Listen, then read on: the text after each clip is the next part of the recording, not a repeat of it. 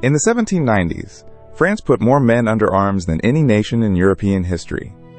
The armies of the Revolution swelled past 1 million soldiers, and Napoleon's columns marched hundreds of miles from Paris, deep into Italy, Egypt, and the German states. But the farther they marched, the deadlier and invisible enemy became. It was not the musket or the cannon. It was the food.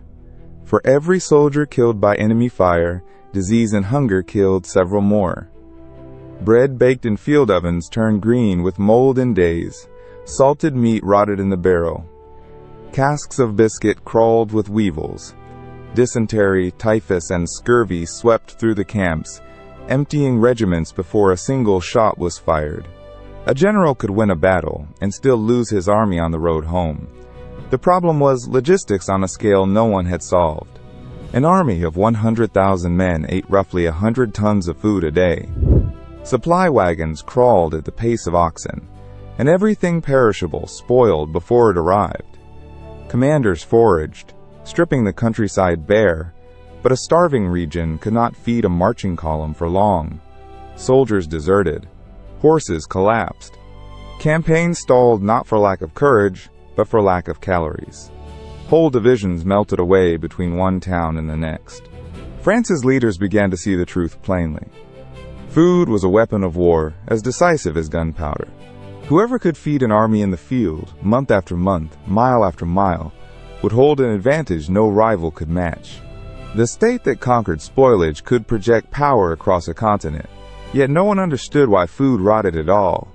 Cooks knew that salting, smoking, drying, and pickling slowed decay, but these methods changed the taste, weighed down the wagons, and never lasted long enough. There was no science of preservation, only folklore and guesswork. The greatest military problem of the age was, at its heart, a kitchen problem, and it was waiting for someone to crack it. In 1795, the French government decided to stop waiting and start paying.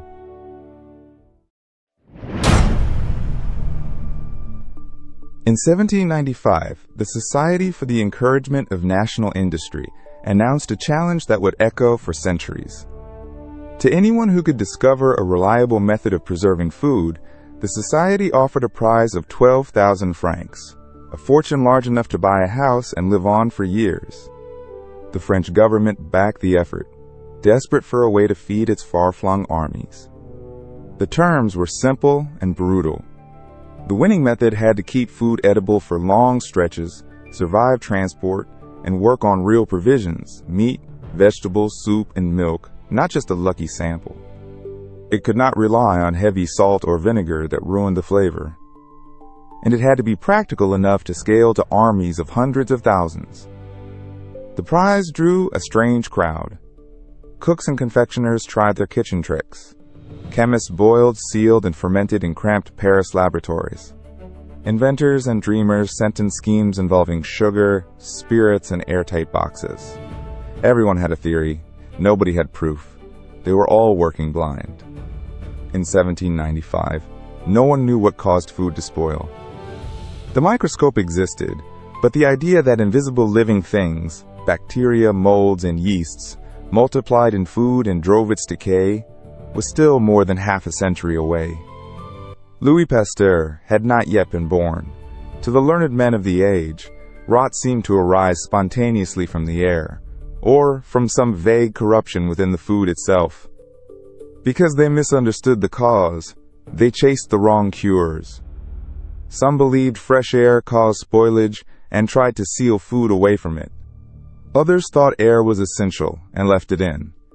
Some credited salt, others heat, others cold. The debates filled journals, but the barrels kept rotting, and the soldiers kept dying. The prize sat unclaimed year after year. A decade passed with no winner. The challenge meant to be solved in a season became a puzzle that defeated the finest minds in France. It would take not a chemist or a general, but a patient tradesman with sticky hands and a cellar full of glass bottles.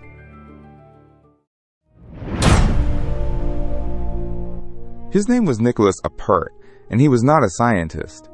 Born in 1749 in Chalon-sur-Mer, the son of an innkeeper, He had spent his life around food, as a cook, a brewer, a pickler, and finally a confectioner with a shop on the Rue des Lombards in Paris. He knew sugar, preserves, and bottled fruit the way a craftsman knows his tools, and he became convinced he could win the 12,000 franc prize. Appert began experimenting around 1795 and would not stop for 14 years. He worked at Massy, south of Paris, turning a house and garden into a food preservation workshop. He had no theory to guide him, no germ theory, no reliable thermometer, no chemistry of spoilage. He had only trial, error, and stubbornness. His key insight came from the bottle. Appert reasoned that if he could pack food into a thick glass container, seal it tightly, and then heat it, something in the process might hold decay at bay. He chose heavy champagne bottles, whose walls could take the strain of boiling. Into them he packed everything he could think of: partridges, vegetables, gravy, whole meals, even milk. The method was punishing to perfect. He filled the bottles, sealed them with layered cork driven in tight and bound with wire, then lowered them into a bath of boiling water for hours. Too little heat, and the contents spoiled within weeks. Too much, and the glass shattered in the bath. The seal was everything. A pinhole of air meant a ruined jar. He kept notes, adjusted times, and opened bottle after bottle to test the results. Some sound, many foul. Year by year, the failures narrowed. Appert found that thoroughly heated, properly sealed food could last months, then longer. Sailors and soldiers who tasted his preserved meat and vegetables reported them fresh and wholesome. He was producing, in his cellar, something the chemists of Paris could not explain and could not match. He still could not say why it worked, but by 1809 he had done it often enough and reliably enough to stake everything on the prize.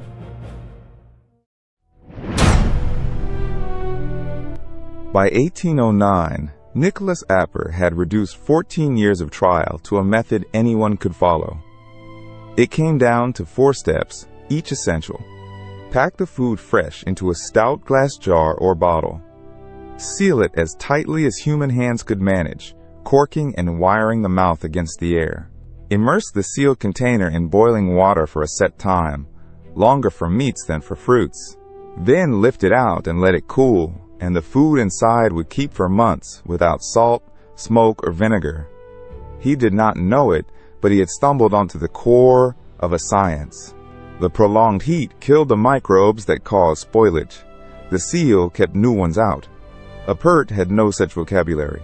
He explained his success in the language of his age, that heat and the exclusion of air together preserved the food's natural qualities. Wrong in theory, exactly right in practice.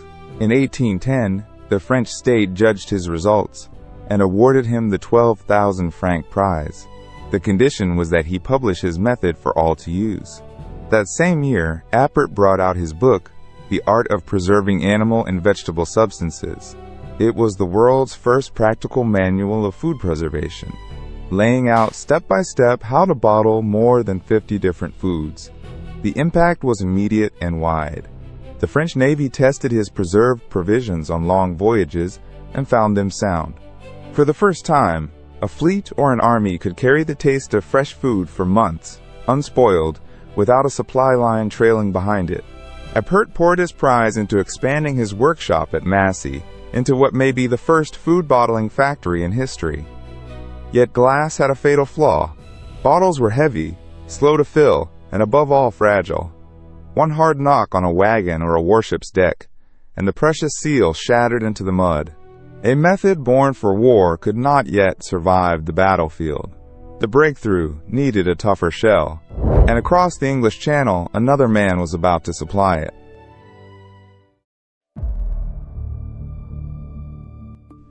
The answer arrived in the very year Appert won his prize. In 1810, a British merchant named Peter Durand took out a patent, number 3372, for preserving food not in glass, but in containers of tin-coated iron. The idea rode on Appert's method: fill, seal, and heat. But Durand's vessel was a canister of metal, light enough to carry and tough enough to survive a fall that would have shattered any bottle. Durand did not build the industry himself. He sold his patent. In 1813, two engineers, Brian Duncan and John Hall, bought the rights and opened a cannery in Bermondsey, south of London. There they turned Durand's concept into production, sealing beef, mutton, and vegetables into hand-cut iron tins.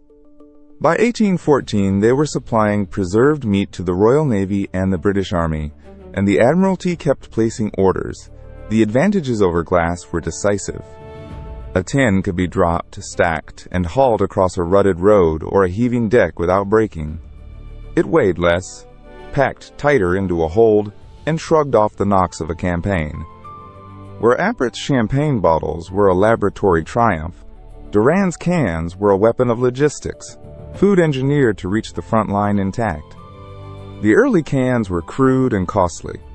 Each was cut, bent, and soldered by hand, and a skilled worker might finish only 50 or 60 in a day. The iron was thick and heavy, and the tins were sealed so stoutly that soldiers often hacked them open with bayonets, knives, or even rifle fire. The can opener would not be invented for decades. The food came first, and the tool to reach it came later. Still, the durable metal can change what was possible. Explorers took note. If preserved food could survive a warship's deck, it could survive far stranger journeys, into deserts, across oceans, and toward the frozen ends of the earth, where no supply wagon could ever follow. Within a generation, tins of Bermondsey meat would be loaded aboard ships bound for the Arctic, carried by men who staked their lives on the new technology.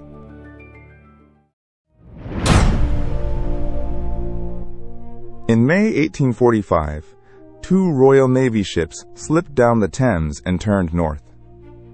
HMS Erebus and HMS Terror carried 129 men, 3 years of provisions, and a mission to force the Northwest Passage. Their commander was Sir John Franklin, 59 years old, a veteran of the Arctic who had nearly starved on an earlier march. This time he would not starve. Packed into the holds were more than 8,000 tins of preserved meat, soup, and vegetables, the miracle of Appert and Durand, scaled up for conquest. The tins were the modern part of a wooden-hulled expedition, proof that a nation could feed its explorers anywhere on Earth. Whalers spotted the ships moored to an iceberg in Baffin Bay that July. After that, nothing. No message, no survivor, no ship came home. For more than a decade, the Admiralty sent search parties across the frozen archipelago, and slowly the ice gave up its story. Graves appeared on Beechey Island, 3 sailors, dead in the first winter of 1846. Cairns held scribbled notes. Ships trapped, Franklin dead. The survivors marching south on foot. Skeletons lay strewn along the coast of King William Island, some bearing knife marks that spoke of a final, desperate hunger. And scattered everywhere were the empty tins. The contractor who supplied them, Stefan Goldner, had won the order by underbidding rivals and rushed the work. His enormous cans were sealed with lead solder, seams smeared thick on the inside, where it met the food. When scientists later examined bones from the dead, they found startling levels of lead, enough, some argued, to cloud judgment and sap strength in men already freezing and scurvy-ridden. The very invention meant to keep them alive may have quietly poisoned them. Historians still debate how much the lead mattered against cold, starvation, and disease. But the frozen graves posed a question no one could yet answer: the boiling, the sealing, the tin. Everyone knew the method worked, yet nobody understood why food rotted, or what turned a sealed tin from salvation into a coffin. The answer waited in a laboratory, under a microscope.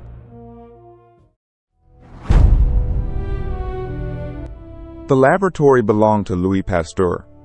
In 1856, a wine merchant in Lille came to the young French chemist with a practical complaint. His beetroot alcohol kept turning sour in the vat, and he was losing money. Pasteur put a drop under the microscope and saw them, living things, tiny rods and globes swarming in the spoiled liquid. Where the wine was healthy, he found round yeast cells. Where it had gone bad, he found something else entirely. Rod-shaped organisms he would later tie to lactic acid and rot. Fermentation, he realized, was not a chemical accident. It was life. For centuries, scholars had believed spoilage arose on its own, that maggots and mold simply generated out of dead matter. Pasteur set out to kill that idea. He boiled broth in flasks with long, curved swan necks that let air pass, but trapped floating dust and microbes in the bend. The broth stayed clear for months. Snap the neck, admit the untrapped air, and within days the same broth clouded with growth. There was no spontaneous generation. Life came only from life, carried invisibly on the air. By 1864, he had proof that microorganisms caused spoilage, and that heat could destroy them. To save French wine and beer, he showed that warming the liquid to around 55 or 60 degrees Celsius for a few minutes killed the offending microbes without ruining the flavor. The process took his name, pasteurization, and in that instant, an old craft suddenly made sense. For more than 50 years, Nicolas Appert's boiling water had worked, and no one knew why. Now the reason was undeniable. The heat of the boiling bath killed the microbes in the food. The airtight cork or sealed tin kept new ones out. Appert had been sterilizing without a word for it. What had looked like a confectioner's lucky trick became a law of biology, repeatable and exact. Engineers could now design canning by the numbers, temperatures, times, pressures. The science was settled, the tin was proven, and the timing could not have been better. Across the Atlantic, a nation at war was about to swallow canned food by the millions. When the American Civil War erupted in 1861, it became the first great conflict fed from a can. The Union Army marched on tinned meat, condensed milk, and canned vegetables shipped by rail to the front. Soldiers pried open cans of oysters, peaches, and beans, and carried the habit home when the guns fell silent in 1865. Wartime demand had done what decades of peace could not. It turned canning from a boutique craft into heavy industry. One man rode that wave to a fortune. Gail Borden, a Texan inventor haunted by children who died from spoiled milk on a stormy Atlantic crossing, had spent years boiling milk down in a vacuum pan to keep it from souring. His condensed milk, patented in 1856, sealed sweet and thick inside a tin, could sit on a shelf for months. The Union Army bought it by the trainload, and Borden's Eagle brand became a household name across a growing country. Sealed milk meant a city baby could drink safely even where no fresh cow existed. Then came Chicago. Along the south branch of the river, the Union Stockyards opened in 1865 and grew into the largest slaughterhouse complex on Earth. Refrigerated railcars and the moving disassembly line let firms like Armour and Swift kill, butcher, and can meat on a scale never seen. Millions of hogs and cattle a year, packed into tins and shipped worldwide. Corned beef from Chicago and Uruguay fed dock workers in Liverpool and miners in the Andes. The economics were brutal and transformative. A tin of meat cost pennies and lasted for years, and for the first time the urban poor could eat meat that had not spoiled by nightfall. Factory workers, immigrants crowding into tenements, and families far from any farm now opened cans for dinner. The can quietly rebuilt the everyday diet of the industrial city, divorcing food from season and distance. What had begun as a soldier's ration was becoming the ordinary meal of millions. And in the century ahead, 2 world wars and a supermarket revolution would carry the humble tin further than Appert or Borden ever dreamed.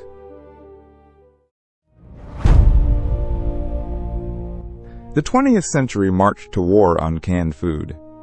In the trenches of the First World War, British soldiers lived on bully beef, corned beef in a tin, and maconochie stew, a mush of turnips and carrots that men ate cold when the shell fire made cooking impossible.